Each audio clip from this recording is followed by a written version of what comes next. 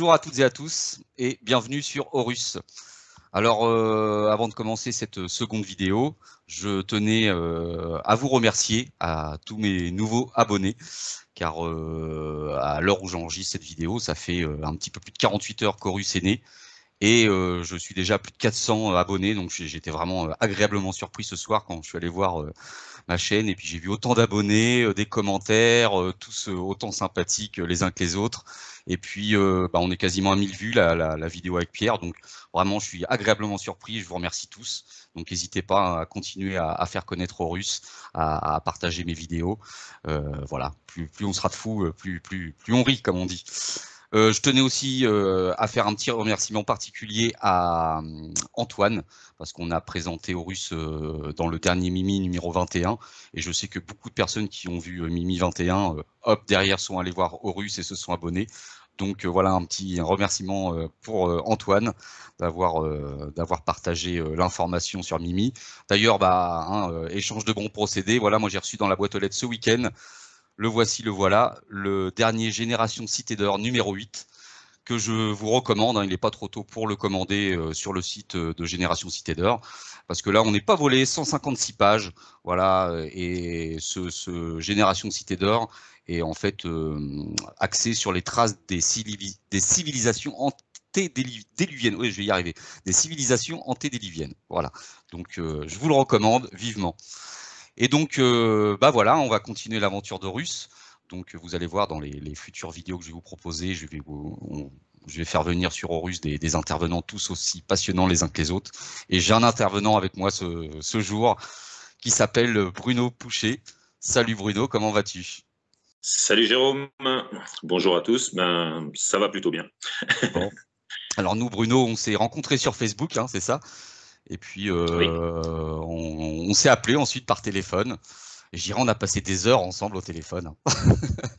quelques Voilà, heures. quelques heures, voilà. Et donc, tu m'as partagé, on va dire tes recherches, hein, tes conclusions, voilà, depuis les années que tu te poses des questions. Et moi, j'ai trouvé que tu avais des choses vraiment très intéressantes à partager. Et voilà, c'est pour ça que je tenais à te faire passer sur Horus. Donc, est-ce que tu peux te présenter dans les grandes lignes, Bruno, pour ceux qui ne te connaissent pas? Eh bien d'abord, merci. Eh bien, individu lambda, voué à la recherche. Étant jeune, j'étais un chercheur né. Et malheureusement, les aléas de la vie ont fait que je n'ai pas pu me vouer à un métier axé sur la recherche. J'aurais voulu faire de la recherche fondamentale, notamment sur l'existentiel, c'est-à-dire plus précisément ce que pourrait être l'homme dans la notion de corps et d'âme. Voilà, Mhm. the big question. Ouais. Et, et en fait, tout petit, j'avais déjà une certaine prédisposition à la compréhension, ou plus exactement une indisposition à l'incompréhension, ce qui est encore pire, et ce qui m'a valu petit le surnom de la chiasse. J'avais tous les voisins qui se sauvaient en courant quand ils me voyaient arriver. Mais bon, je ne pouvais pas ne pas T'é- comprendre, c'était pour moi impossible. T'étais monsieur pourquoi, c'est ça? Pourquoi? Pourquoi? Monsieur Pourquoi? pourquoi, monsieur oui, monsieur pourquoi. Et puis après, monsieur j'essaie. Alors après, c'était la case d'outils de l'âme de Siametto, de Manche de Marteau et compagnie. Donc voilà. Et donc il y avait ce côté-là, et puis il y avait un côté où je me sentais pas adapté à ce système.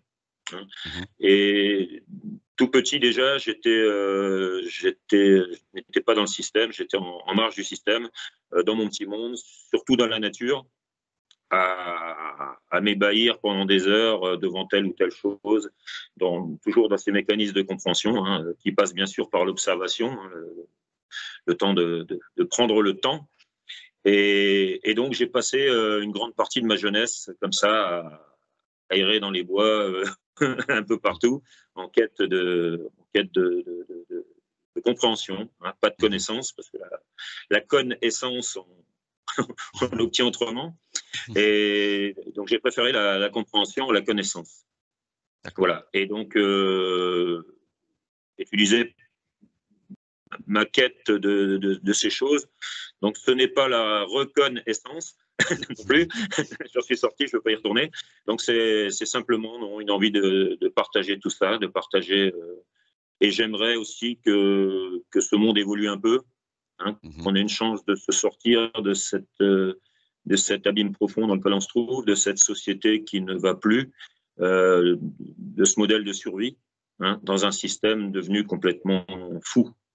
On ne peut pas dire autrement. Exactement. Voilà. Et d'ailleurs, il t'est arrivé aussi une oui. expérience qui a un petit peu, je dirais, boosté les choses, on va dire. Oui, légèrement. Légèrement. Oui. Alors, oui, il m'est arrivé en 2010, en septembre 2010, de faire ce qu'on appelle une EMI. Alors, j'aime pas trop ce terme d'expérience de mort imminente, parce qu'elle est bien arrivée, je l'attends pas.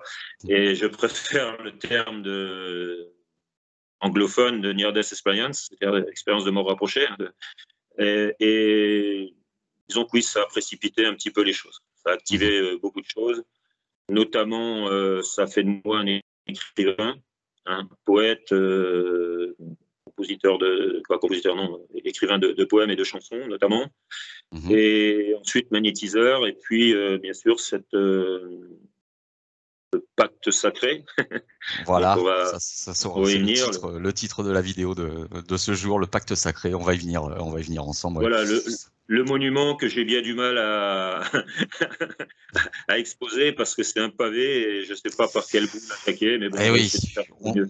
On a parlé longuement avec Bruno parce que Bruno, ouais, comme tu dis, c'est un pavé. Hein, puis il y a tellement de choses à dire et bon, il a fallu un petit peu, voilà, essayer de condenser tout ça, de préparer tout ça pour pas que ça parte dans tous les sens. Donc voilà. Moi, je propose avec Horus, hein, j'expose cette hypothèse que selon moi nous vivons dans une matrice. Et en fait, nous sommes des âmes qui nous incorporons dans un support biologique qui est l'homme pour vivre une expérience dans ce gigantesque laboratoire émotionnel, on va dire. Et du coup, lorsqu'on a discuté ensemble de ça par téléphone, Bruno, moi, tu m'as expliqué une chose qui j'étais vraiment attentif à ce que tu m'avais expliqué ce jour-là, par rapport justement la création de l'âme. Parce que c'est bien gentil d'être une âme pour qui s'intègre dans une matrice, mais d'où vient cette âme, l'origine de l'âme?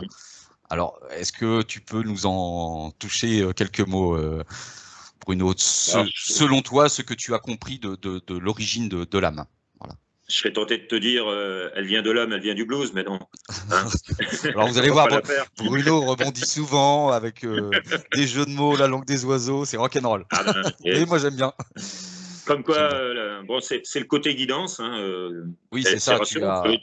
En fait, oui, on oubliait de le dire, mais par rapport justement au poème que tu écris, tu es conscient que c'est un petit peu une sorte de guidance. Hein. C'est des choses qui viennent à toi et tu les mets à plat. Et parfois, tu es même surpris de ce que tu écris. Hein. Voilà, guidance, parfois reliance même, et c'est souvent que je découvre des choses en les racontant à mes potes. Et c'est assez choquant. Au début, c'était choquant. Maintenant, bon, on se kiffait. Et disons qu'il y a des moments, on aimerait que ça s'arrête. Puis quand ça s'arrête trop longtemps, on aurait envie que ça recommence. Oui, voilà. c'est ce que tu m'expliquais. En ce moment, c'est un peu le calme plat. Donc, ouais, on va essayer de faire avec. Hein. Alors, sinon, ben, comme tu l'as dit, je me disperse un peu parce que, alors je tiens à l'expliquer quand même, c'est parce que j'estime qu'on ne peut comprendre des choses aussi importantes que qui nous sommes qu'en menant une méthode intricative, d'intrication, c'est-à-dire d'imbrication extrême de toutes choses, de nombreuses choses. Si évidemment on travaille sur ces recherches de manière taiseuse, on peut voir qu'un pixel ouais, c'est ça. Et donc si on voit un pixel, on ne voit déjà pas un film, on ne voit qu'une portion d'une image, on ne voit pas grand-chose. Ouais, ou plus exactement ce qu'on a envie de nous faire voir souvent. On en parlait avec Pierre Molinier, hein, souvent des chercheurs se ferment des portes eux-mêmes et bah, à un moment donné, on n'avance plus. Quoi. Si on se ferme des portes, il faut avoir l'esprit ouvert et puis du moins, la guidance m'a trouvé. Je pense que, alors sans critiquer les chercheurs, hein, évidemment, parce qu'ils ont un mérite fou de faire des découvertes dans des domaines nombreux, mais je pense que quand on cherche, hein, chercher, c'est trouver le vraisemblable. Alors que quand on ne cherche pas, justement, quand on se laisse aller en guidance, eh bien, on se laisse trouver par le véritable. Et c'est là toute la différence. Voilà. Donc, pour moi. Oui, tout à fait. Et quand on a la chance d'expérimenter en même temps, c'est-à-dire de comprendre, d'expérimenter et d'être en guidance, eh bien, ça fait une double preuve par 9, c'est pas trop mal. Oui, tu as une double preuve, comme tu le dis. Alors, est-ce que tu peux essayer, parce que c'est pas facile du tout, de nous expliquer l'origine de l'âme? Eh bien, l'origine de l'âme. Donc, pour moi, l'âme, c'est une énergie condensée, comme une batterie de voiture. Sauf que la différence entre une batterie de voiture et une âme, c'est que l'âme, c'est une batterie de voiture pensante, consciente. Bon, consciente, on va pas aborder le mot conscience, tu comprendras après. J'irais plutôt pensante et sensible. Voilà, c'est-à-dire quelque chose de réfléchi, quelque chose contrairement à la matière, qui n'est une batterie de voiture, bon, elle véhicule une énergie, point barre.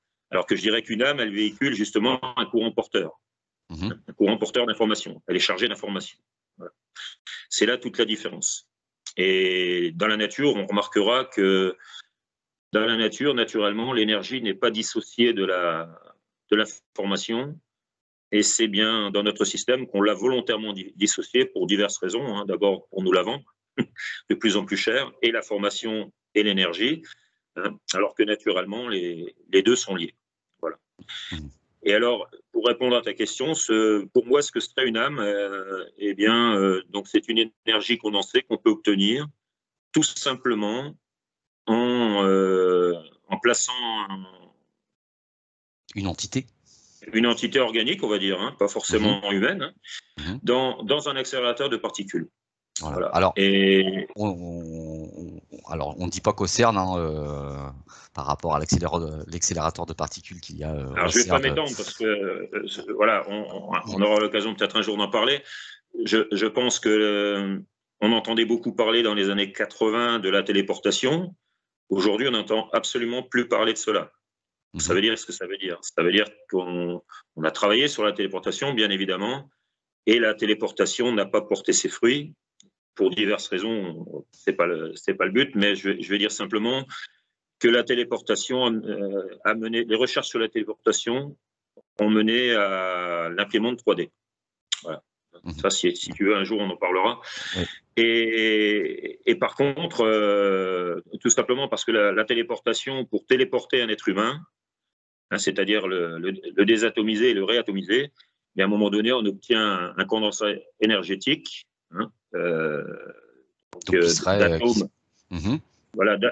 d'atomes maintenus en forme par une réaction énergétique, par un assemblage énergétique. Et le problème, c'est qu'il y a des sous-réactions énergétiques de fonctionnement. Et bien évidemment, quand tu viens désassembler tout ça, désatomiser tout ça, tu obtiens une résultante énergétique. Et après, pour récupérer ça, séparer les fonctions d'assemblage simple avec les fonctions, avec les énergies de fonctionnement, pour moi, ça relève de l'impossible. Donc, je pense que on a donc fait fi de ces recherches. Et idem pour les objets, puisque une fois que tu as désatomisé un objet pour le faire apparaître ailleurs, eh bien, tu t'aperçois que tu obtiens l'encodage, le code d'assemblage énergétique de l'objet. Et étant donné que tu ne peux pas faire le vide atomique pour récupérer les atomes, eh bien, tu te sers de l'encodage pour réassembler la chose. Et dans ce cas-là, tu arrives à l'imprimante 3D dont je te parlais, c'est-à-dire que tu mets une clé USB dans une imprimante à la Tesla, c'est-à-dire à énergie libre et à matière environnante, et non pas à polymère. Comme Guillaume. donc ça, je pense qu'on nous a donné ça pour nous amuser un peu, pour nous faire passer le temps. Mais je pense très sincèrement que des imprimantes à énergie libre et à matière environnante existent déjà. Et ça, ça sera la fin de la pollution, de la pauvreté, de tout, puisqu'on pourra absolument tout fabriquer. Alors bien sûr, pas de non-vivants, à partir de ces machines. Et sans polluer. Et voilà. Et donc, pour revenir à ce dont on parle, mais il fallait quand même expliquer un petit peu ça. Donc, par contre, si l'expérience n'est pas concluante, néanmoins, on peut se servir d'une partie de l'expérience, c'est-à-dire où on va mettre quelqu'un dans un accélérateur de particules et à une vitesse proche de celle de la lumière, on va obtenir une résultante, un concentré énergétique de cette entité. Et ce qui serait une âme, en fait, ce qu'on peut appeler âme. Et ensuite, comment ça s'est passé? Parce que ensuite, si je voulais jouer avec toi, je te dirais que je peux te prouver que l'âme n'est pas immortelle. Oui, alors ça, on va en revenir. Et je peux te prouver qu'on peut tuer l'immortalité. Voilà, ça, on va en parler. Voilà. on va en parler justement. Oui, alors, donc là, on a une explication sur la création d'une âme.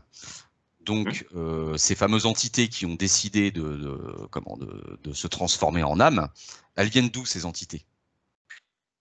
Eh bien, qui sommes-nous? Puisque on parle de nous, en fait. Hein, elles viennent d'où, mais d'où venons-nous, en fait? Voilà, d'où venons-nous? Pour comprendre ça, il faut repartir à zéro, parce que si on s'emprunte de tout ce qu'on nous a appris, hein, sachant qu'il y a bon nombre de choses qu'on nous a appris qui sont fausses, erronées, avec des manques, et qu'on est dans le monde des légendes. Hein, donc, il faut faire très, très, très attention. Et donc, moi, déjà, naturellement, je n'ai jamais pu lire un livre de ma vie, parce que le livre a sur moi un effet soporifique. Dès que j'ai lu une page ou deux, je m'endors, alors que j'adore les livres. C'est pratique, ça, tu fais des économies en matière de somnifères. Tout à fait. Et il faut savoir qu'il y a des livres qui sont encore plus soporifiques que d'autres. Hein. Non, mais c'est même pas ça, je sais pas, je sais pas. Je pense que c'est parce qu'il fallait que je découvre des choses comme ça par moi-même sans aller les chercher par ailleurs. J'ai trouvé que cette explication, justement par rapport au pacte sacré, mais bon, c'est peut-être pas la bonne réponse, je sais pas, mais en tout cas, pour l'instant, ça a un effet soporifique. D'accord. Très profond. Donc alors, qui sommes-nous? D'où venons-nous? Alors, d'où venons-nous? Voilà, la grande question. Alors, qui sommes-nous? Je pense que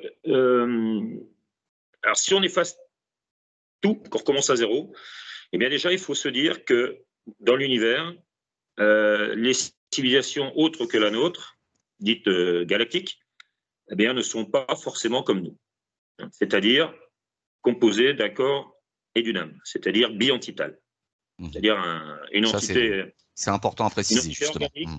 Et une entité énergétique dans une entité organique. Hein, on va rentrer dans le vif du sujet. Donc, on peut déjà se dire que ce n'est pas forcément partout pareil. Moi, j'ai posé cette hypothèse, bon, pas tout de suite, hein, j'ai mis un certain temps à tourner tout ça, mais j'en ai déduit que je pense que toutes les civilisations galactiques évoluent sur deux avènements. Hein, c'est-à-dire un avènement natal, natalité, la naissance, et un avènement d'accomplissement, c'est-à-dire avènement final. Voilà. Et au gré de millions d'années, hein, vont avancer tranquillement, hein, piano mais sano, hein, et non pas comme nous on le fait, hein, n'importe comment et au risque de s'autodétruire prochainement. Hein, et donc on peut imaginer des civilisations qui ont évolué très très tranquillement pour aboutir à la science infuse entremêlée de sagesse. Parce que dès l'instant qu'il y a tranquillité, quiétude, qu'on se laisse justement trouver par les choses et non pas qu'on court comme des fous après ces choses, eh bien, évidemment, on a la sagesse, je pense, s'entremêle au savoir, hein, à la compréhension qui mène bien sûr au savoir, le savoir étant le produit de la compréhension par la connaissance. Et moi, je vois ça un peu comme l'ADN, tu vois. La sagesse et le savoir, je vois ça comme l'ADN qui sont les deux brins entrelacés. Les deux brins entrelacés, voilà, qui évoluent avec le temps. Et on peut imaginer donc que des civilisations qui auraient, je sais pas moi, 500 millions d'années d'existence, 1 milliard d'années d'existence, eh bien, puissent arriver comme ça, tout doucement, à la science infuse et évidemment à la sagesse infuse, dont on n'a même pas besoin de parler, parce que qui dit science infuse dit forcément sagesse. Oui. À un moment donné, on arrête d'être idiot, je pense. Hein. Et je pense que l'évolution de la science ne pourra venir qu'avec la sagesse. Parce qu'à un moment donné, voilà. Si on n'est pas sage, on fait n'importe quoi avec ce qu'on découvre. Et comme tu dis, on s'autodétruit. Donc, tout à fait. Voilà. Et alors, Et alors, pour commencer à répondre à ta question, donc on peut se dire qu'à un moment donné, de telles civilisations galactiques, alors les véritables G20, hein, pas les glandouilles ou 20 comme on a ici sur Terre, hein, de véritables G20, galaxies 20, aient pu plancher sur un sujet très particulier. Et là, on va rentrer dans le pacte sacré, vraiment. D'ailleurs, pacte sacré que... Alors c'est marrant parce qu'au début, quand... Je t'expliquerai tout ça, mais le pacte sacré, ça m'est venu au départ par un poème que j'ai écrit en 2012, le 21-12-2012, dans la nuit du 20 au 21. D'ailleurs, je partagerai ce poème. Hein. Tu partageras ce poème, Ouais, je te l'enverrai. Donc le pacte sacré avec une belle vision en même temps, un truc qui m'a comme un rêve éveillé, d'une immense croix celte de pierre fichée dans un escargot de pierre, hein, c'est-à-dire une spirale ouverte. Et waouh, ça m'a... et d'ailleurs, j'ai retrouvé dès le lendemain, j'étais sur un lieu à peine 100 km de chez moi, où il y a de tels escargots de pierre, qui sont... tiens, je t'enverrai aussi des documents là-dessus. Je vais t'envoyer ce qu'il faut. Voilà, je partagerai la ça photo. Ça s'appelle les escargots de Cohon, C-O-H-O-N-S, un petit village pas loin de chez nous. Voilà. Et où on dit que ce sont des parcours initiatiques à l'anglaise, mais à mon avis, c'est beaucoup plus que ça. Et donc, ça a été réapproprié, je pense. Et donc, pour revenir à ta question, donc une telle civilisation, à un moment donné, ayant la science et la sagesse infuse, eh bien, je pense qu'il leur manque qu'une chose, c'est le temps d'en profiter. C'est-à-dire l'immortalité. Voilà. Et là, c'est là toute la question, c'est là tout le rapport avec le pacte sacré, c'est l'immortalité, mais une immortalité bien particulière. Parce qu'on pourrait se dire que on pourrait croire que ça y est, une civilisation d'érudits qui savent tout sur tout et tout dans la sagesse, génial, on bloque le vieillissement cellulaire et puis on dit, allez, paf, un peu style time out, on dit qu'à 25 ans, on arrête de vieillir et tout va bien. Pas du tout, parce que un tel état, il faut se dire que si on s'enfermait dans un tel égrégore d'immortalité, eh on s'emmerderait à en mourir. Oui, c'est sûr. Tu t'imagines un peu s'enfermer dans un égrégore d'immortalité où on s'emmerderait à en mourir. Oui, et on sait tout sur tout, on n'a rien à apprendre, et oui, voilà. En gros, on attache un de tes auditeurs devant la vidéo qu'on est en train de faire, et puis on lui passe en boucle tout le restant de son existence, d'immortel, à mon avis. Ça, et à la fin, il va nous en vouloir. il va nous en vouloir un peu, je pense. C'est ça. Donc c'est un peu ça. Et on pourrait même imaginer que ça a été fait. Et dans ce cas-là, je pense, personnellement, d'ailleurs, dans les choses on n'aura pas le temps de tout dire ce soir, mais dans toutes ces choses que j'ai expérimentées, je me suis rendu compte qu'il y a beaucoup de mensonges. Hein, et parmi les plus grands mensonges qu'on nous a fait, que la religion surtout nous a fait, religieusement, c'est un gros mensonge sur l'enfer, un gros mensonge sur le paradis, hein, et un gros mensonge sur le christianistique, hein, sur l'histoire du Christ, de Jésus, légèrement transformé. Sur le paradis, oui, le paradis, l'enfer. Et puis surtout sur le fait que notre âme soit immortelle.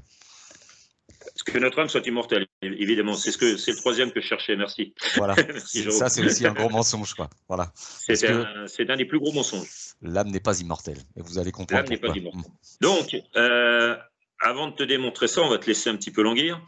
Tu as toute ton immortalité hein, pour comprendre. Alors, bah oui, parce que bien évidemment, ce qu'il faut comprendre, c'est que nous sommes des êtres immortels. Hein. Et d'abord, l'être humain qui est tant en quête d'immortalité, il faut savoir que quand on est en quête de quelque chose, je pense que c'est qu'au fond de soi, on le ressent. Hein. Et on va te parler de tout ça, je vais t'expliquer un petit peu tout ce que j'ai à te dire là, sur le sujet, tu vas comprendre. Alors donc, créer l'immortalité, hein, créer l'immortalité, donc pas possible, puisque ça serait une catastrophe en sachant tout sur tout. Donc, qu'est-ce qui reste comme solution? Soit on laisse tomber l'immortalité, soit on va chercher une immortalité autre, bien spécifique, une immortalité viable, vivable, hein, c'est-à-dire une immortalité sans lassitude. Voilà. Et là, avec ça, on prend la valise et on arrive sur Terre. Voilà. Et tu disais tout à l'heure que pour toi, nous sommes dans une matrice. Moi, j'étais pratiquement arrivé aux mêmes déductions. Pour moi, on est dans un vaste laboratoire expérimental, d'expérimentation, donc où on expérimente depuis environ 500 000 ans, c'est-à-dire depuis l'apparition, depuis l'avènement, on va dire, et tu vas voir que je n'emploie pas ce mot par hasard, depuis l'avènement d'Homo sapiens sapiens, et non pas Homo sapiens tout court, Homo sapiens sapiens, l'homme qui sait qu'il sait. Ça, c'est important. Et Homo sapiens sapiens, qu'est-ce qu'il sait? Eh bien, il sait des choses genre ego sum qui sum. Je suis celui qui est. Ça aussi, c'est important. Donc, Homo sapiens sapiens, ego sum qui sum, c'est je suis. C'est l'homme qui sait qu'il est celui qui est. C'est pas le glandouilleux de première qui interprète tout n'importe comment en dépit du bon sens que nous sommes devenus. Je ne sais pas si tu me comprends. Oui, tout à fait. Voilà. Et donc, ils ont fait le choix de. Alors, comment avons-nous fait le choix? Comment avons-nous sélectionné cette matrice? Et avec cet hominidé qui se baladait dans cette matrice, et puis on s'est dit, on va s'en servir comme support. Voilà, on va s'en servir comme support. Eh bien, ce qu'il faut comprendre, alors c'est là qu'on va commencer à reparler de l'âme qui n'est pas immortelle, c'est que le problème de l'âme, c'est qu'elle n'est pas immortelle. Pourquoi? Parce qu'elle a besoin d'énergie pour perdurer. Perdurer en un mot, ou perdurer, la parité, corps et âme. Et la différence entre une batterie de voiture, par exemple, qui est reliée à un alternateur ou à un chargeur par liaison filaire, donc on a bien dit tout à l'heure qu'une batterie de voiture, c'est un objet. C'est un objet qui contient, c'est un contenant d'énergie simple, c'est-à-dire d'énergie de courant simple. Électrique, quoi, en l'occurrence. Voilà, non porteur d'information. L'âme, c'est un courant porteur, c'est l'énergie et l'information réunies. Et pas n'importe quoi comme information. Puisque chose importante quand même à te dire, c'est que ces galactiques aboutis, on pourrait dire, vu qu'eux n'ont pas d'âme dans leur progression, ils ne sont pas combinés comme nous, il faut se mettre ça déjà dans la tête, il faut intégrer ça, ils pourraient ne pas être combinés, et à un moment donné, être devenus conscients. C'est-à-dire qu'à un moment donné où ils ont atteint le summum de leur évolution, la science infuse et la sagesse, on pourrait imaginer qu'ils sont devenus conscients. Et que lorsqu'ils sont morts, cette conscience s'est évaporée pour former la supraconscience ou le grand tout. Tu vois ce que je veux dire? Ça pourrait être une explication, du moins en former tout du moins une partie. Puisque nous faisons tous partie, je pense, de ce grand tout sur un plan énergétique. Mais jusqu'alors, on pourrait imaginer que tout le vivant, d'ailleurs, tout le vivant qu'il y a pu y avoir sur toutes les planètes, arrivé à leur fin, donc en mourant dans organiquement, libère tout ce qu'ils ont d'énergie, comme l'aura que tu vas déposer dans une maison, dans un lieu de culte qui va faire qu'on se sent bien, qu'on se sent ou pas bien, suivant l'aura qu'on a déposé. Et tu sais comme moi que dans les lieux de culte, dans les églises, souvent on se sent bien parce qu'avant d'être des églises, c'était des hauts lieux celtiques. Oui.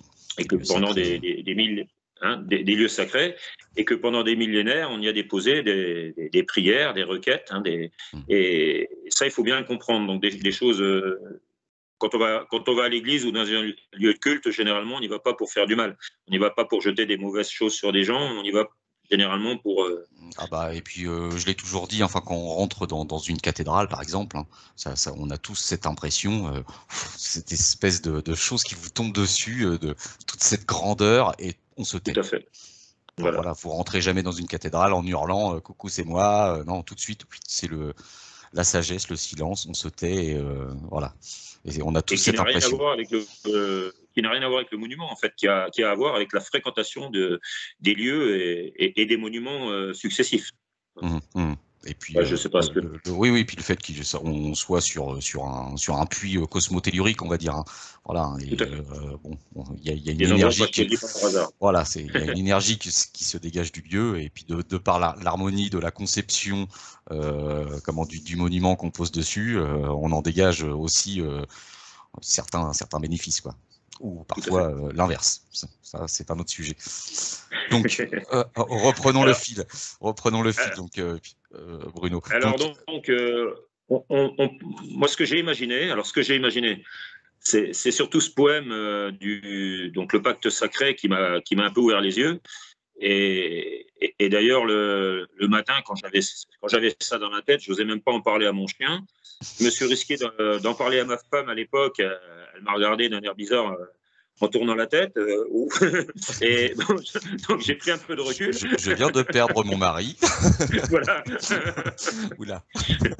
Et c'est là que j'ai appelé un pote qui s'intéressait à l'archéologie pour lui parler de ces fameux escargots, cet escargot géant de pierre, et qui m'a parlé de ces escargots de Coron. On pourrait visualiser. Hein, et alors, donc en réanalysant tout ça tranquillement, et en lisant le poème surtout, parce qu'il est très clair, eh bien, j'en ai déduit que destination aboutie, donc c'était transformé volontairement en énergie condensée, donc en âme, hein, en condensat énergétique, hein, suivant donc la première étape de la téléportation qui consiste à désatomiser un objet ou un être, hein, ou on va dire une entité organique, hein, et obtenir donc une résultante énergétique. Et donc, à partir de cette résultante, bien, si on veut créer l'immortalité, il suffit d'injecter cette résultante dans une autre entité organique.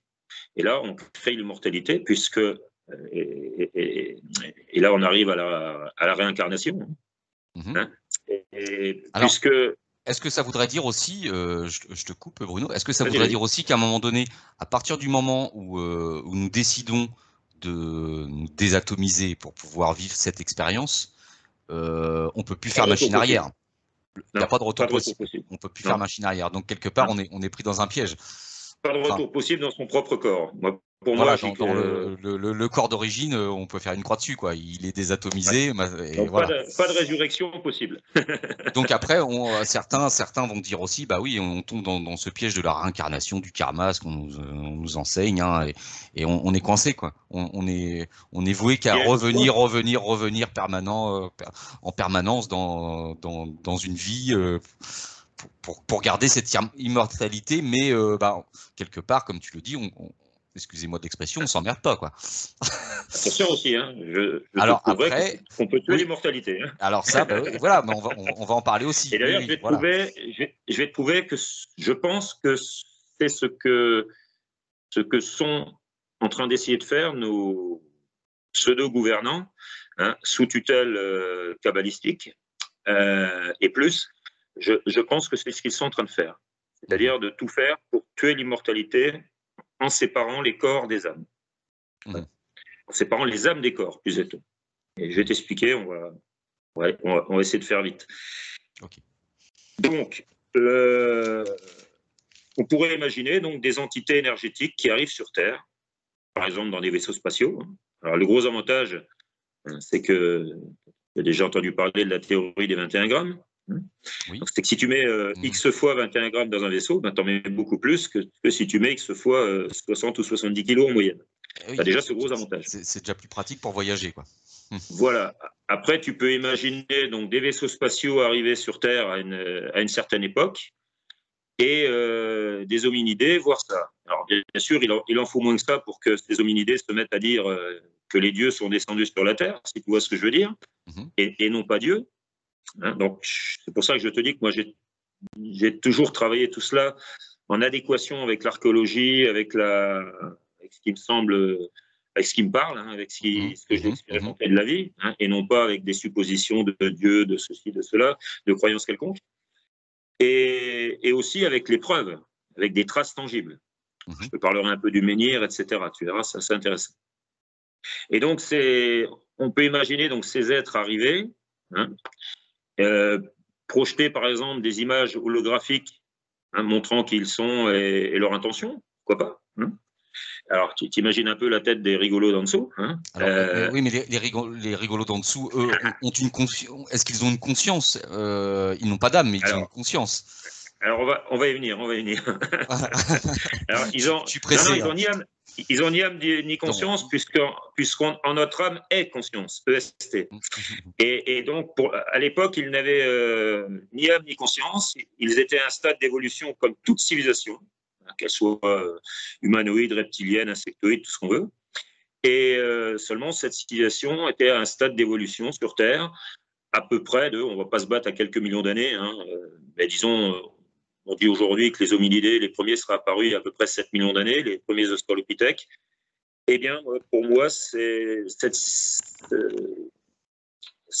expérimentation s'est faite il y a à peu près 500 000 ans, c'est-à-dire à une époque néandertalienne.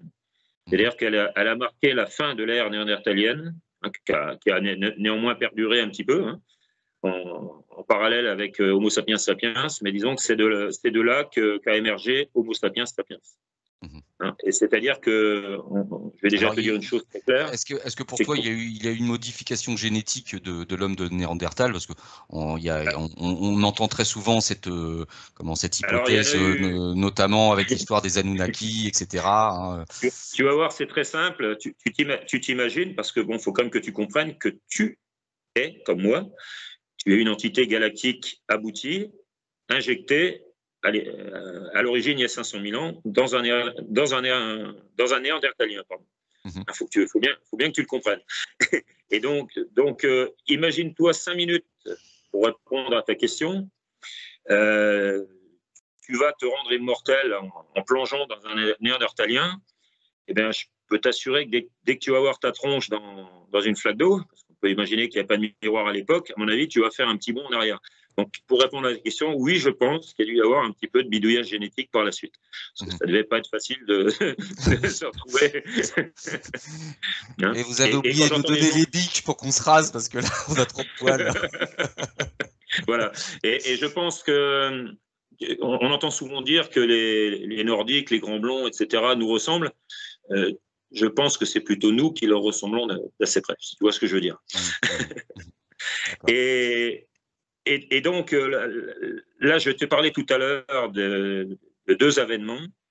Eh bien là, il faut comprendre que quand ces vaisseaux sont débarqués sur Terre, à l'ère néandertalienne, eh bien là, les Néandertal a bénéficié d'un troisième avènement, qu'on peut appeler avènement christique, et non pas christianistique. C'est très différent. Avènement christique, avènement de croisée. Hein, une civilisation rectiligne et horizontale de 7 millions d'années, le poème Pacte sacré, par une culture venue d'en haut, la croisée. Voilà, qui obtient une croix. D'accord ? Et de là, ce qu'il faut aussi comprendre, c'est qu'une âme, eh bien, c'est une conscience pure. Puisque cette âme, ce condensat énergétique, c'est tout le condensat de ces êtres arrivés à leur aboutissement. Donc, je vais terminer ce que j'ai dit tout à l'heure. Donc, la différence entre l'âme et une batterie de voiture, c'est qu'une batterie de voiture, c'est un objet chargé d'électricité, d'énergie, hein, maintenu en vie, entre guillemets, par liaison filaire, donc soit d'alternateur, soit de chargeur. Et tu sais bien que si tu prends ta batterie de voiture, ta voiture, si tu ne te sers pas de ta voiture pendant un an, la batterie, elle est naze. Hein, oui. Elle ne fonctionne plus. Et au bout d'un an, tu as même toutes les chances de ne plus pouvoir la recharger. C'est-à-dire quand tu vas la charger, elle ne va plus prendre la charge. Elle est morte. Eh bien, une âme, c'est la même chose. Sauf qu'il y a une toute petite différence, c'est qu'une âme, elle n'est pas chargée par une énergie de contact. Parce qu'on pourrait supposer, bien sûr, on pourrait se dire, elle est dans l'entité organique, elle est en contact avec l'entité, bon, ça fait comme si elle était branchée, hein, comme tu poses ton téléphone sur un support. Ça ne marche pas comme ça, puisque on est bien dans une énergie, dans un courant porteur d'informations. Eh bien, je te le démontrerai de plein de manières. J'ai abouti toujours à ces résultats, et surtout, devenant magnétiseur, et ça c'est une bonne chose pour moi pour comprendre, et surtout me livrant à des expériences de de soins à distance, où j'ai utilisé des courants porteurs. J'ai compris que le courant porteur donc, servait à la fois à nourrir l'âme, servait à faire des soins à distance par mimétisme, servait à acheter des sorts, servait à communiquer par télépathie. Hein, quand tu tapes sur la tête en disant « Bordel, j'ai oublié l'anniversaire du gamin hein, », en même temps en y mettant de l'émotion, qu'est-ce qui se passe? Tu te prends une décharge d'adrénaline et souvent tu as le gamin qui t'appelle avant que tu aies saisi le téléphone en disant papa, tu n'aurais pas oublié quelque chose, et toi, tu lui réponds, tu ne me croiras jamais, tu as simplement envoyé un message télépathique. Et là, il faut comprendre comment ça fonctionne.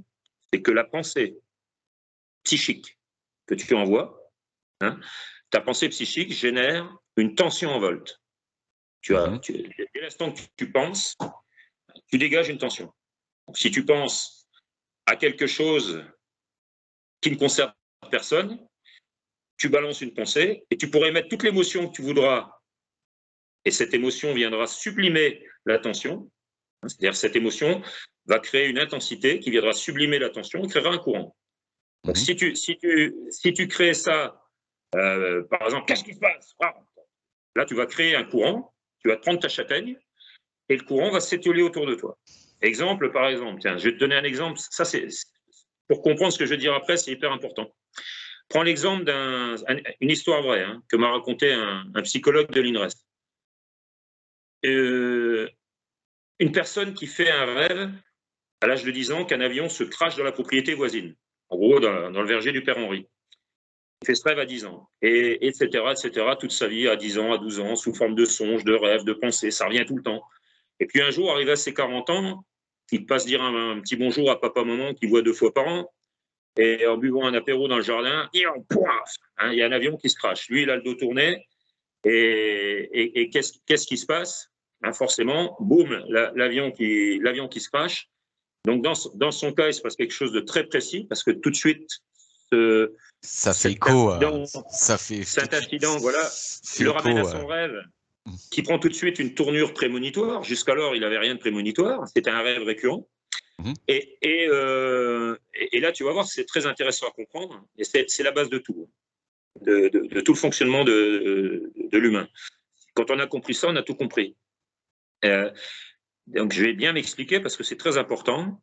Donc, dans l'ordre, si cet homme de 40 ans n'avait pas fait ses rêves prémonitoires, puisqu'ils le sont devenus, s'il n'avait pas fait ses rêves, eh bien, qu'est-ce qui se passe? Le zinc se crache. En plus, il ne le voit pas arriver, il ne sait pas ce qui se passe. Qu'est-ce qui se passe?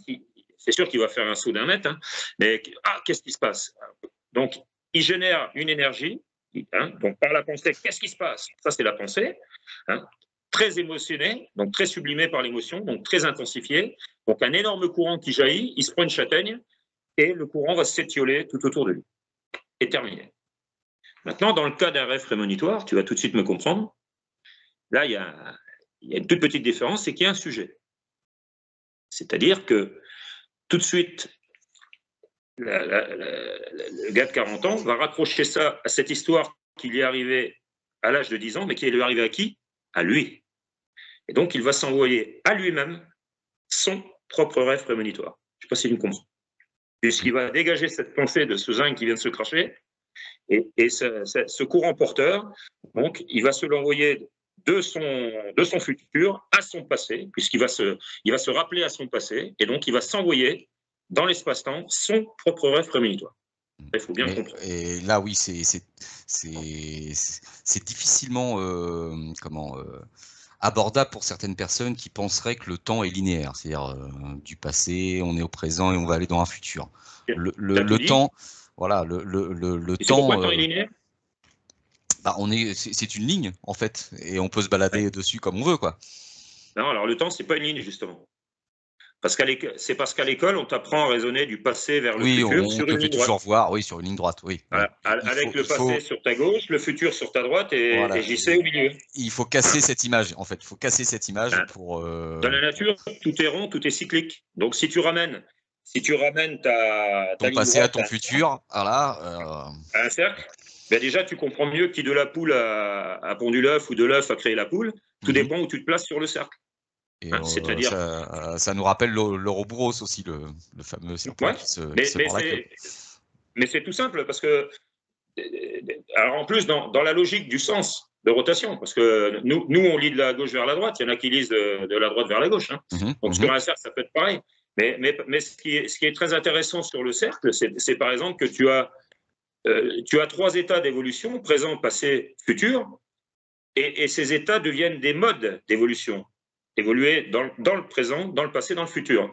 Et l'avantage du cercle, c'est que déjà tu passes à 5 modes d'évolution au lieu de 3. Parce que sur un cercle, eh bien, tu vas t'apercevoir. Non, déjà, ce qu'il faut comprendre, c'est sur une ligne droite. Tu as 3 états d'évolution et 3 modes apparents. Mais en fait, tu en as 5. Puisque si tu te mets à l'arrêt, souvent on croit que vivre l'instant présent, c'est se mettre au neutre.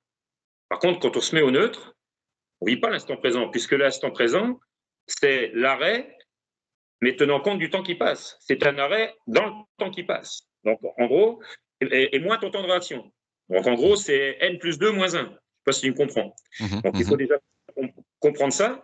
Et là, tu comprends tout de suite que par contre, si tu te mets à l'arrêt, tu te fais rattraper par ton passé. Ça, c'est ce qui t'arrive quand tu fais une sieste contre un arbre, tu te dis, tiens, je vais roupiller 10 minutes, puis tu te réveilles, il fait nuit. Tu t'es fait rattraper. Le futur, toi, tu es resté dans le passé, mais tu as été rattrapé par ton passé, mais le futur, il est quand même là, tu comprends? Et il faut comprendre tout ça. Et quand tu te mets sur un cercle, eh bien, tu as en plus de ce nouveau mode de déplacement, tout simplement, qui consiste à se faire rattraper par ton passé. Hein, donc, je rappelle, l'état du passé est 2 modes. Hein, le mode évolutif normal, du passé vers le présent, ou le présent qui s'arrête et le passé qui vient le rattraper. Donc, tu vois ce que je veux dire? Deux manières d'aller dans le passé, soit en allant vers la gauche, soit en s'arrêtant et en se faisant rattraper.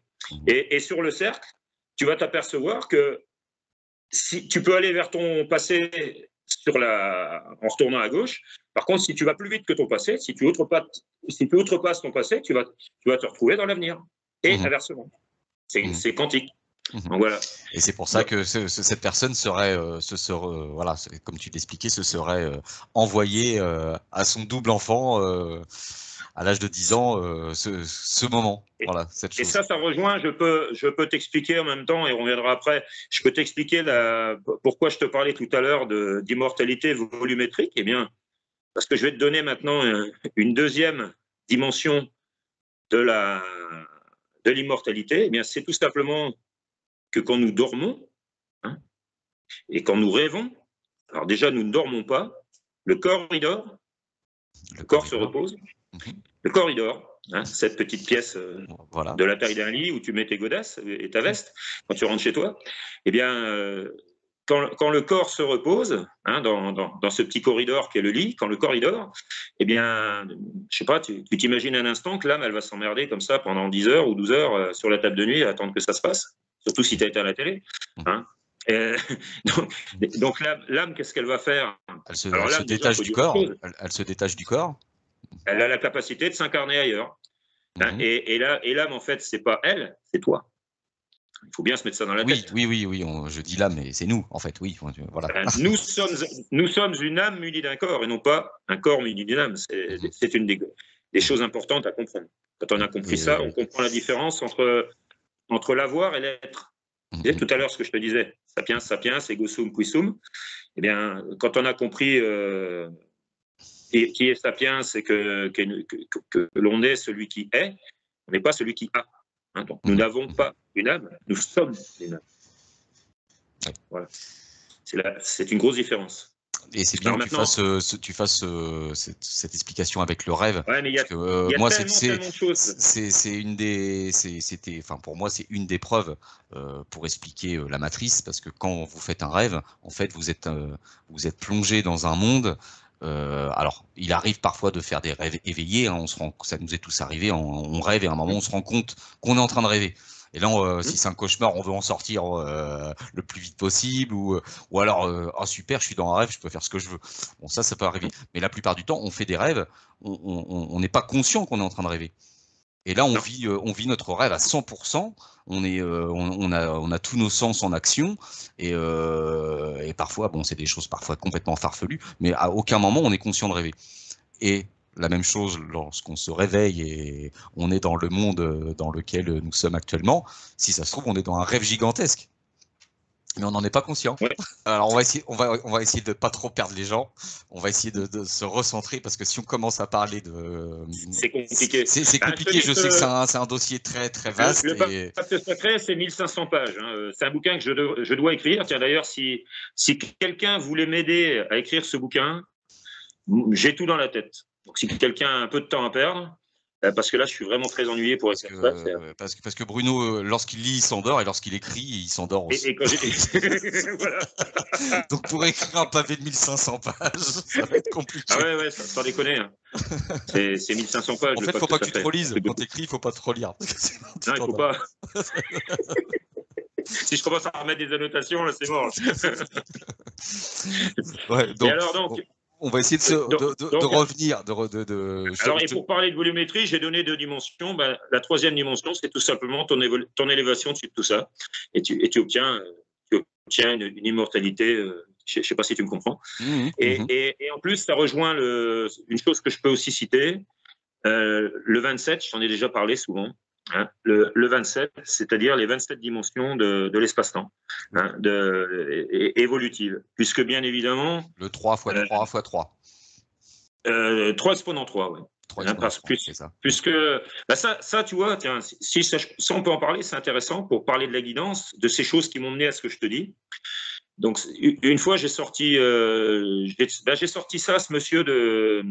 D'ailleurs, je ne me permettrai pas de mentir, de ce psychologue de l'INRES, un jour, il me dit j'ai déjà assisté à des séances d'écriture automatique, mais jamais de parole automatique.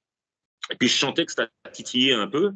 Et je lui dis ça y est, là, si vous avez envie d'assister. Et il a enregistré. D'ailleurs, il a enregistré les conversations. Généralement, on discutait 2 heures. Et je lui ai raconté, je lui ai dit en 2 minutes, je peux vous prouver que l'espace-temps a 27 dimensions. Alors, il m'a dit, voilà, allez-y. Et tu vas voir. Je vous écoute. C'est un raisonnement apagogique des plus simples, hein, raisonnement par l'absurde.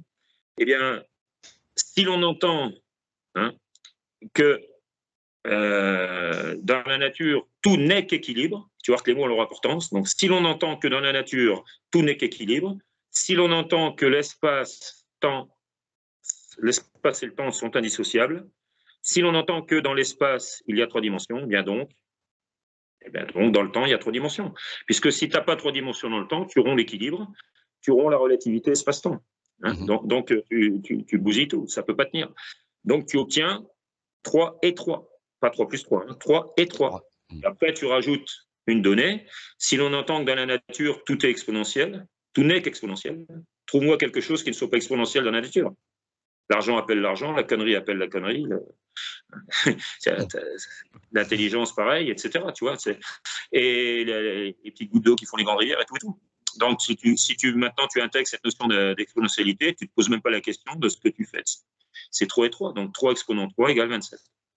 Voilà. Et tu les retrouves, on aura l'occasion d'en discuter dans d'autres choses, mais donc c'est une chose quand même dont je voulais parler qui est quand même assez importante à comprendre si on veut. Alors, je m'inquiète un peu quand tu vois, je me permets de le dire, l'entrée dans la 5D dont j'entends parler si souvent, ça me fait un peu peur.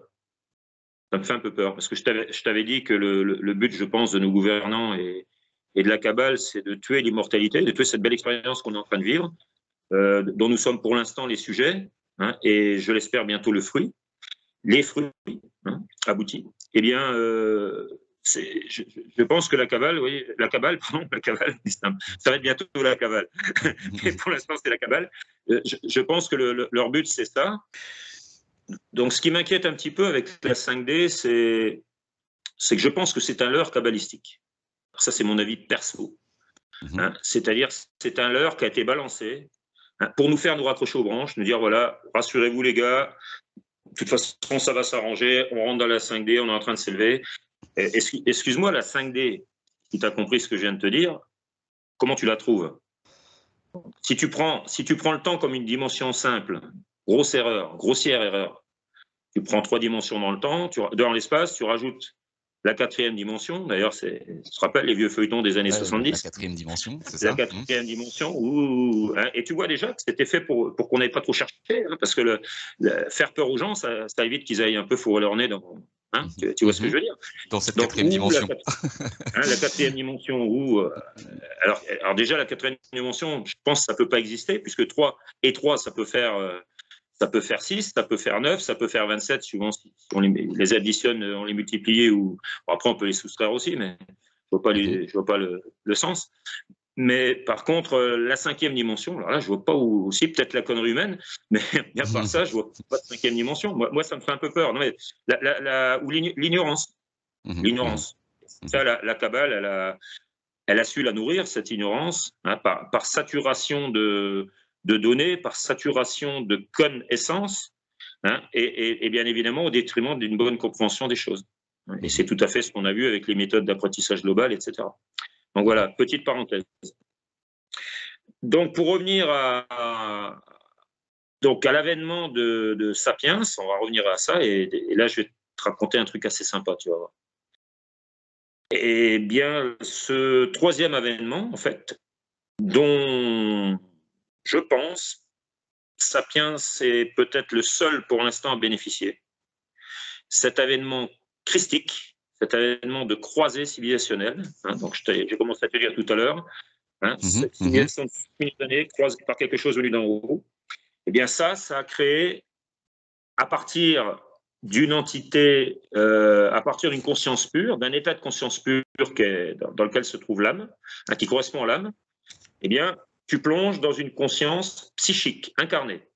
C'est là toute la différence. Alors, il faut arrêter de se battre pour dire, voilà, la conscience, elle est là, ou elle est là, elle est là. Je pense qu'il y a 3 plans de conscience. Il y a la conscience pure, il y a la conscience psychique et la supraconscience, bon, qui est inhérente à la conscience pure, hein. Donc, à la limite, on pourrait quasiment ne pas en parler, puisque ce sont toutes les consciences pures qui créent la supraconscience. Mais par contre, bien comprendre la différence entre conscience pure et psychique, et dès l'instant qu'on s'incarne, on vient faire le grand saut de la conscience pure à la conscience psychique, sachant pertinemment qu'on va tout oublier. Hein, oui, il faut bien le faire. Parce que si on n'oubliait pas, on ne serait pas là en train d'en parler avec Bruno. Ben voilà, on aurait tous compris le truc. et se munissant de guides. Et c'est là qu'apparaissent les guides. Les guides, c'est les copains de bistrot, hein, qu'on a missionnés dans notre état de conscience pure, juste avant de s'incarner. Bon ben, Dédé, hein, je choisis ma mission de vie, une bonne mission de merde, là, pour en prendre plein la gueule, pour avancer. Hein, en pâtir, je t'ai déjà dit, en pâtir pour en pâtir. Hein, en pâtir en 2 mots, pour en pâtir. Et donc, tu te choisis ta bonne mission, tu choisis d'être un garçon qui va naître dans un couple, par exemple, qui est homophobe. Hein, tu vas choisir d'être un garçon. Déjà, la femme, elle n'aime pas trop les garçons. Le mec, il n'aime pas les homos. Paf, tu vas venir t'incarner en garçon. En plus, la femme, elle est raciste. Manque de bol, elle a fauté. Néanmoins, voilà. Et puis, elle se retrouve avec un bébé noir, garçon. Et puis, arrivé à 16, 17 ans, 18 ans, il va se découvrir homosexuel. T'imagines un peu le bordel. Et bien, ça, c'est toi qui l'as choisi. Il faut bien comprendre ça. C'est toi qui l'as choisi. Hein, moi, une fois, il y a une femme quand je fais des soins, j'essaie d'aider aussi psychologiquement, qui me disait, je comprends pas, je raconte toutes mes histoires à mon ange gardien, toute ma vie et tout, et apparemment, ils m'aident pas beaucoup. Je dis, c'est pareil. Est-ce que vous lui avez demandé de vous aider? Ah non, demandez-lui, vous allez voir. Elle me dit pourquoi? Parce que justement, et là j'en viens à la deuxième partie, c'est un hors-sujet, hein, t'inquiète pas. C'est que les guides spirituels, eux, c'est les copains de bistrot que tu as chargés de t'épauler quand tu sors de ta mission de vie, c'est-à-dire quand tu te détournes de ton chemin. Hein, ils viennent te mettre un petit coup de pompe dans le cul, soit de manière gentille, soit de manière des fois assez violente. Assez violente, si tu n'as pas bien compris la leçon, quoi. Voilà, si à un moment donné, il faut vraiment te botter le cul, ils vont te botter le cul. Et donc, eux, ils agiront sans te demander ton avis, c'est-à-dire sans accord préalable, sans ton libre arbitre. Ils vont chanter ton libre arbitre. Parce que là, ça, on va commencer à en parler du libre arbitre, c'est important. Et donc, eux, ils ont le droit de chanter ton libre arbitre, puisque c'est toi qui les as missionnés. Si moi, je te dis, je vais me prendre une bonne cuite, machin, je vais certainement pas être bien si je fais le con, hein, tu me claques un peu la tronche, tu m'emmènes dans le droit chemin. Voilà, t'as pas besoin de me demander. Hein. Ben, c'est exactement ça, hein, dans la conscience psychique. Et par contre, la différence entre les guides et l'ange gardien, c'est que l'ange gardien, lui, hormis quand tu vas risquer de casser ta pipe et tu n'as pas fini ta mission, donc là, il va, hop là, viens là, toi. Hein, il va te remettre sur la voie. Et sinon, il ne fera rien, et ça, il faut bien le comprendre, il ne fera rien sans un accord préalable de ta part. C'est-à-dire qu'il ne peut pas enfreindre le libre arbitre. Surtout quand on sait d'où proviennent ces anges gardiens et ces guides. Hein. On va être clair, ce sont des galactiques. Hein. Par rapport à ce que je m'excuse, je te coupe Bruno, mais c'est vrai que par rapport, parce que je sais que certaines personnes vont rebondir sur ce que tu viens d'expliquer, et moi je m'étais déjà posé cette question. Il y en a qui vont te dire oui, mais moi j'ai vraiment une vie de merde, il m'est arrivé que des conneries, j'ai perdu mon enfant, j'ai perdu mes parents, j'ai perdu mon frère, ma sœur, j'ai que des galères toute la vie. Et ils vont dire mais moi j'ai choisi une vie de merde en fait. Mais quelque part, moi ce que j'ai compris là-dessus, c'est que comme tu l'expliques, à la base on a une conscience.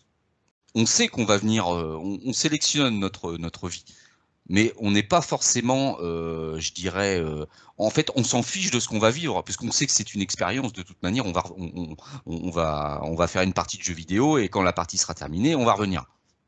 Ouais, okay. C'est comme si on était l'acteur d'un film, en fait. Voilà. Et parfois, il y en a, ils se chargent la mule. Méchamment, comme tu peux le dire et comme tu l'as dit, hein, il y en a, ils se chargent peut-être un petit peu trop. Parce qu'il se dit, je m'en fous de toute façon, je vais être l'acteur d'un film, ça ne sera pas vrai mon expérience. Alors pour répondre à ces gens qui s'interrogent, si ça peut les aider, alors je n'ai pas la prétention de dire que tout ce que je dis est vrai. Hein. Par contre, je pourrais dire humblement que je dis certainement moins de conneries qu'on nous en raconte.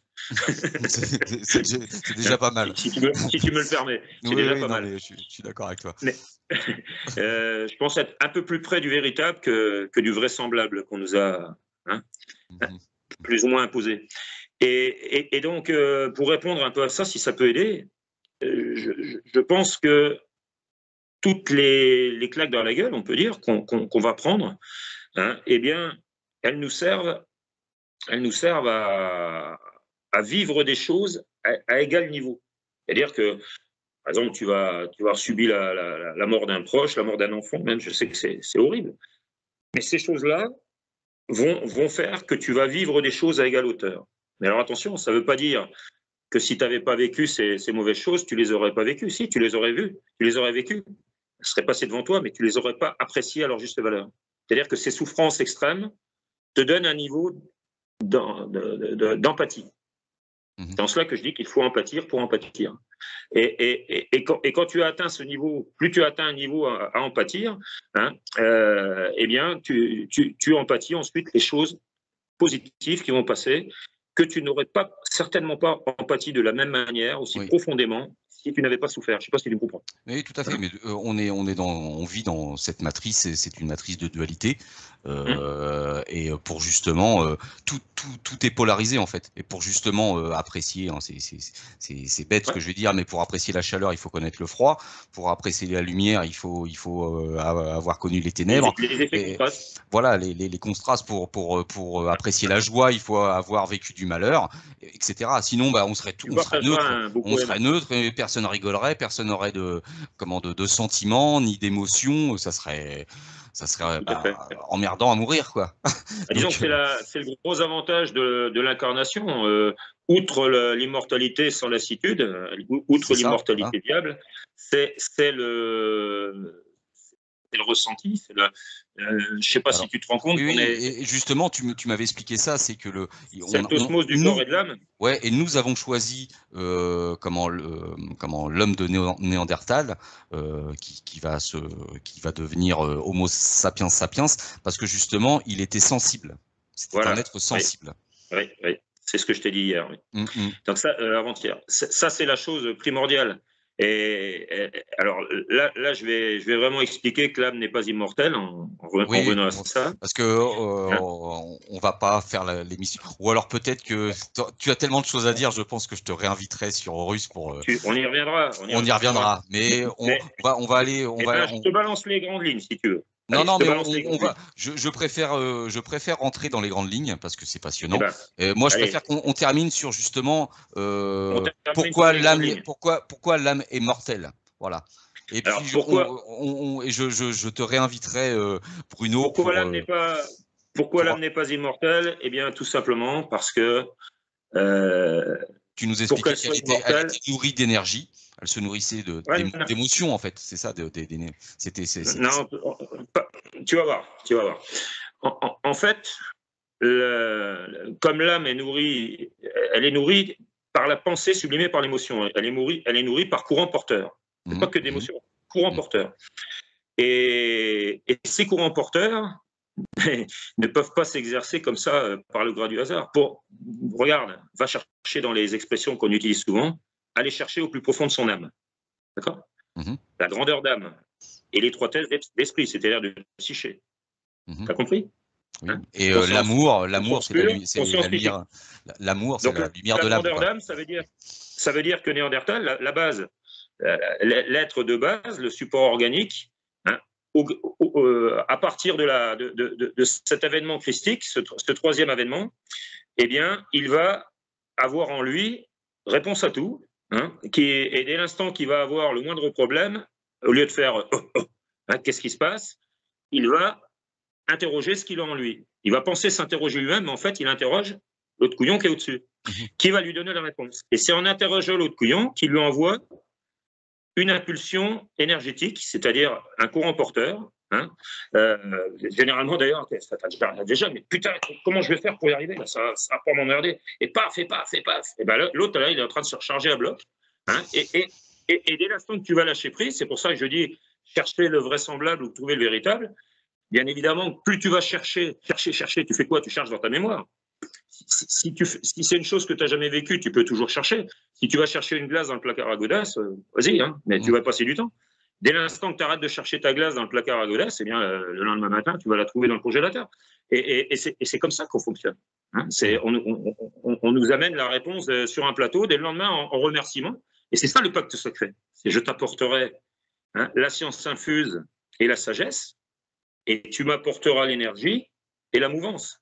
C'est-à-dire tu seras mon vecteur, tu seras mon énergie, tu seras mon alternateur. En gros, tu seras mon alternateur, et tu seras mon vecteur de ressenti et d'émotion. Parce que c'est ça. Et ça, je ne sais même pas si c'était prévu au départ. Tu vois, et pour arriver au christique, donc pour revenir au troisième événement, la grosse différence qui nous caractérise, de Sapiens, c'est que cette croisée, donc, au départ, quand tu arrives dans ta conscience psychique, il n'y a rien dans ta conscience psychique. Le nouveau-né, là, quand tu vas arriver lors du 5e mois, alors ça pareil, je ne peux pas expliquer ça là, mais je pense lors du 5e mois de grossesse, et aussi en ayant discuté avec des femmes qui m'avaient dit s'être senties pénétrées par quelque chose lors du 5e mois, à peu près 20% des femmes que j'ai interrogées, c'est quand même beaucoup, eh bien, à partir de ce 5e mois, c'est là que le psychisme va se faire, la conscience psychique va commencer.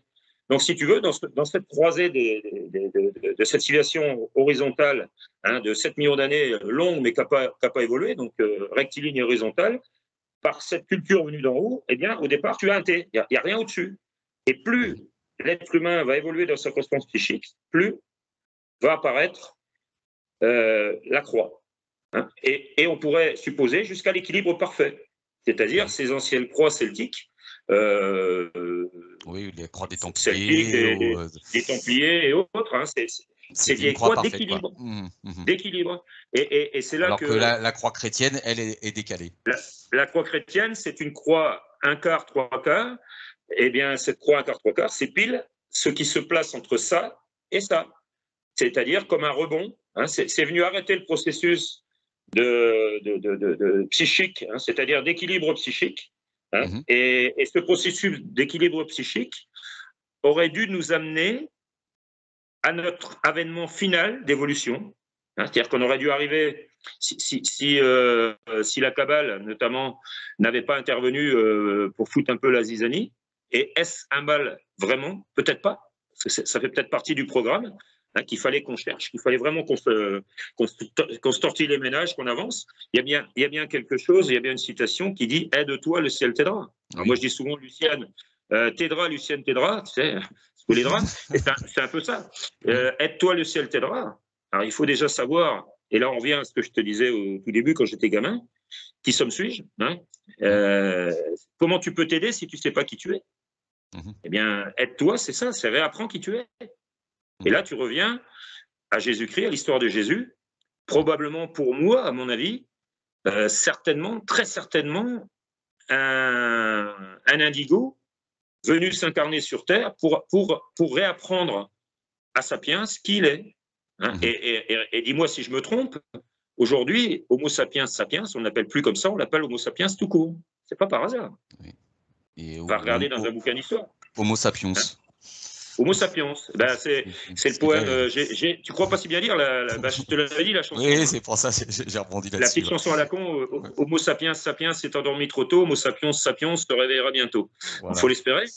Et c'est vrai que le fait d'oublier qui nous sommes, et si moi comment j'avais pensé à ça, si dès l'apprentissage des enfants, on leur expliquait justement l'apprentissage. Oui, l'apprentissage. Voilà. Qui va tranquille. Hein. Exactement. Et si on expliquait ça aux enfants. Non, mais si on expliquait ça aux enfants, hein, voilà, expliquer la nature de l'homme, comment tout ce que tu nous as dit depuis bientôt 1h30, et je pense que on prendrait la vie d'une autre manière. Et on vivrait complètement autrement la vie, et on bousillerait pas en plus ce merveilleux joyau qu'est la matrice, parce qu'on est quand même sur un joyau. J'en suis la preuve incarnée, c'est le cas de le dire, parce que je t'assure, alors moi je vis très mal parce que je vis dans un système débile. Mais personnellement, je me sens super bien. Depuis que j'ai découvert tout ce que je suis en train de te dire, je suis le plus heureux des hommes intérieurement. Par contre, dès que j'évolue dans ce système, j'ai envie de sauter sur tout ce qui bouge. C'est une aberratitude. Oui, ça c'est comme je l'ai dit dans la dernière vidéo, hein, comme Orpheus fait prendre la pilule rouge à Néo, hein, il lui dit je t'ai promis la vérité, je t'ai pas dit que ça allait te faire plaisir, quoi.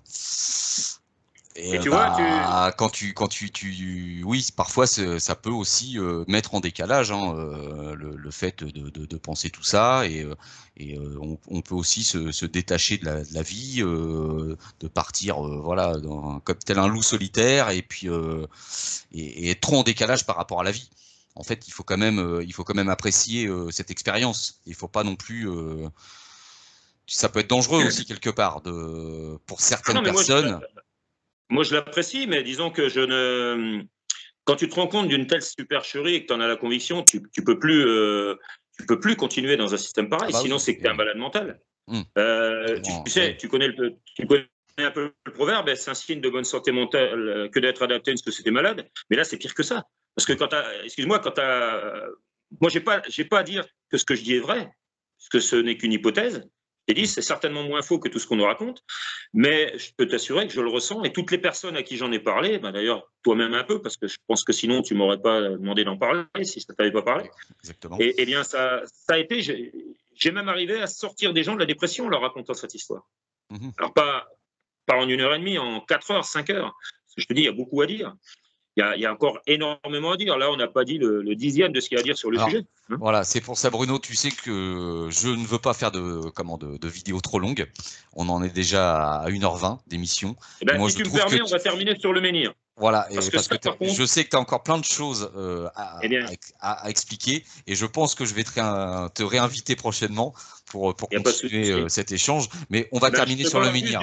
Voilà, on va terminer sur le menhir. Et la toute petite relation avec ce qui se passe en ce moment, parce que ça pourrait servir à quelques personnes un petit peu de comprendre un petit peu mieux ce qui se passe, je pense. Eh bien, le menhir, c'est exactement ce ça représente l'ego sum qui sum. Le menhir, ça représente Aujourd'hui, tu tapes sur n'importe quel dictionnaire, sur Wikipédia, n'importe où, sur n'importe quel moteur de recherche, signification du menhir, tout simple, tout seul. Personne n'est capable de le lire. Moi, pour moi, aujourd'hui, c'est le nez au milieu de la figure, quoi. C'est quelque chose venu d'en haut, se ficher dans notre monde. Et après, le menhir est devenu la croix. C'est la même chose.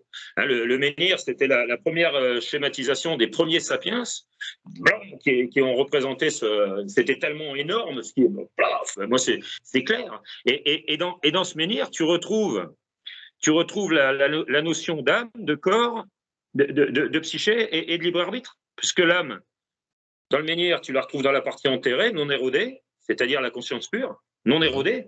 Tu déterres un menhir, s'il n'a pas été déjà saccagé, il est intact. Par contre, dans sa partie émergente, il est érodé. Sa partie émergente, c'est la psyché. C'est la conscience psychique, tu comprends? Et la conscience pure en dessous. Et le niveau du sol, c'est quoi? C'est le libre arbitre. C'est le point de convection de l'entité organique avec l'entité énergétique. Voilà, le libre arbitre. Et c'est en fonction de l'usage de ce libre arbitre que tu vas progresser dans ta conscience psychique ou régresser. Voilà.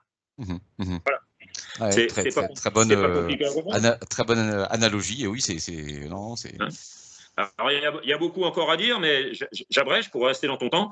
Et donc, ce menhir aussi, c'est l'ego. Et l'ego, c'est la canne d'évêque à l'envers.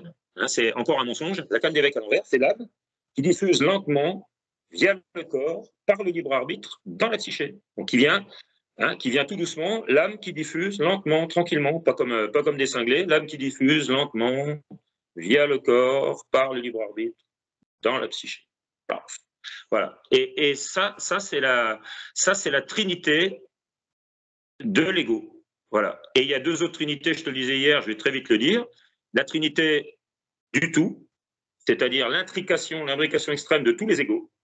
Et la troisième trinité, c'est la trinité gémellaire, c'est-à-dire l'âme scindée, ayant pour mission de retrouver sa moitié. C'est-à-dire l'âme soit féminine, soit masculine, c'est ça l'âme scindée. Donc, ayant pour but énergétiquement, je ne parle pas physiquement.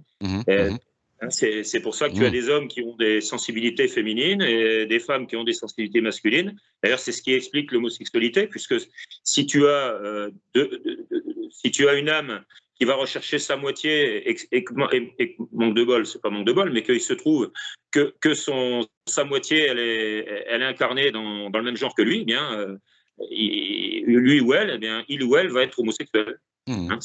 C'est pour ça que je te dis qu'en travaillant sur ce sujet, j'ai compris plein de choses. Et il n'y a jamais quelque chose.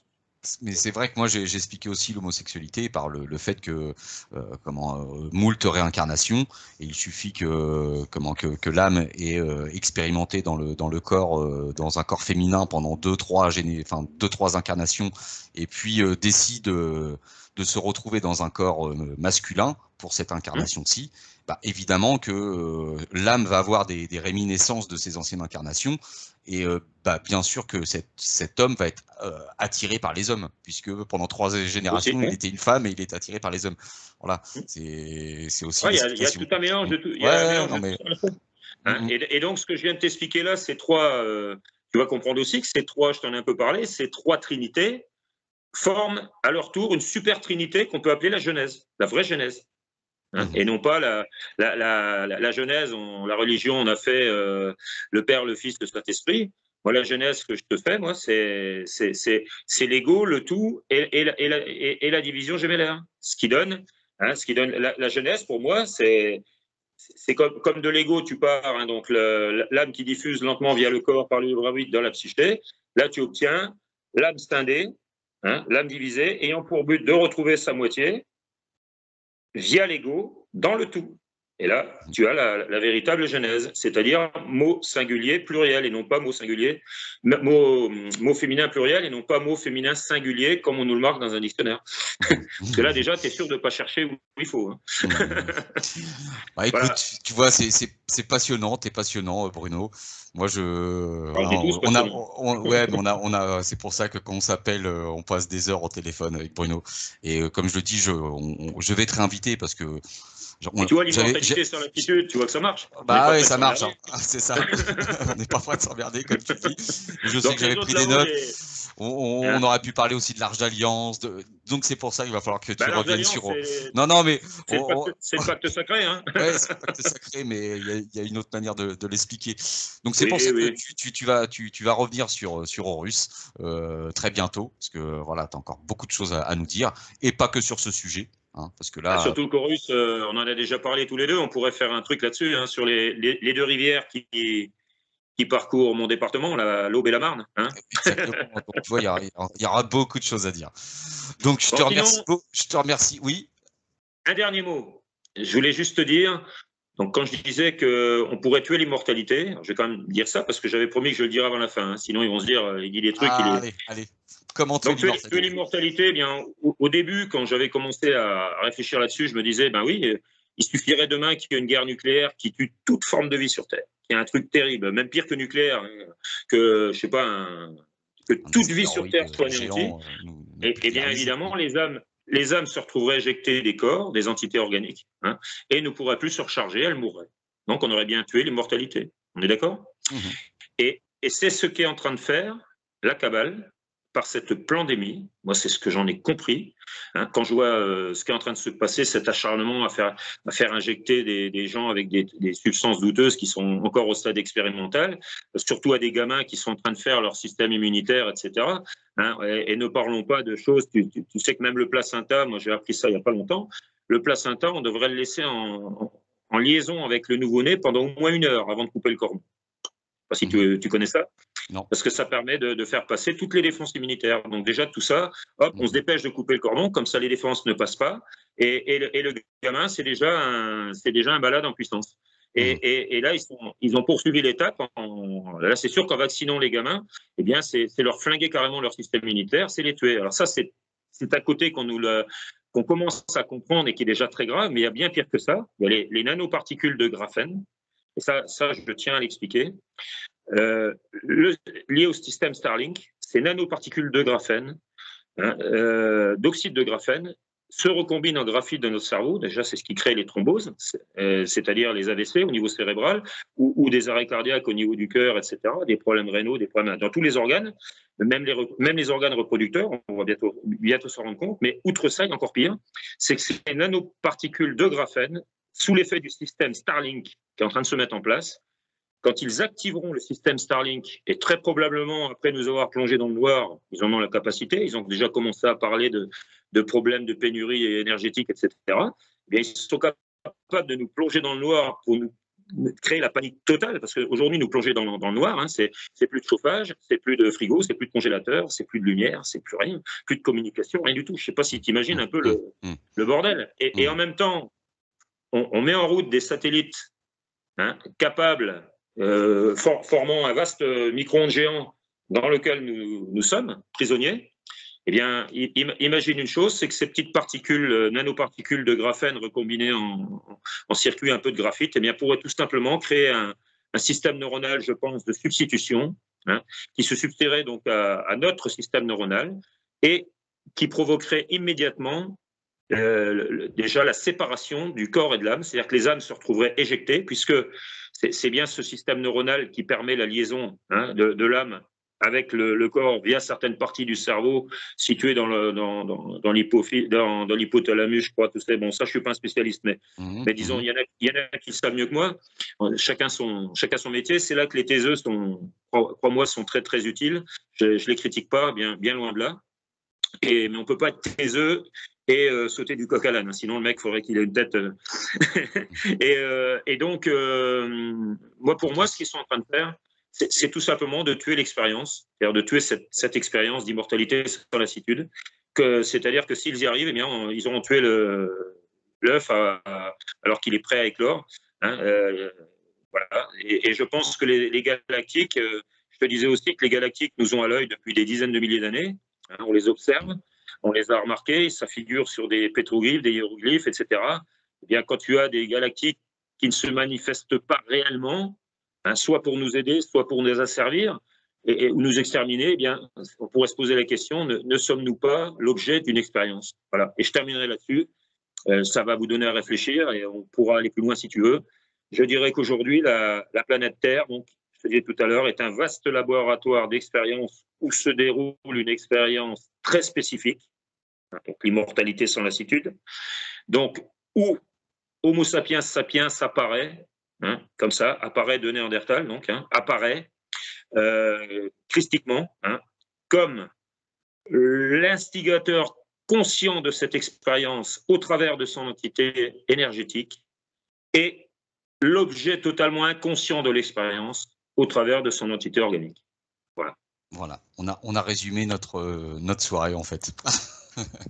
Bah écoute, Bruno, je te remercie beaucoup pour tout ton témoignage.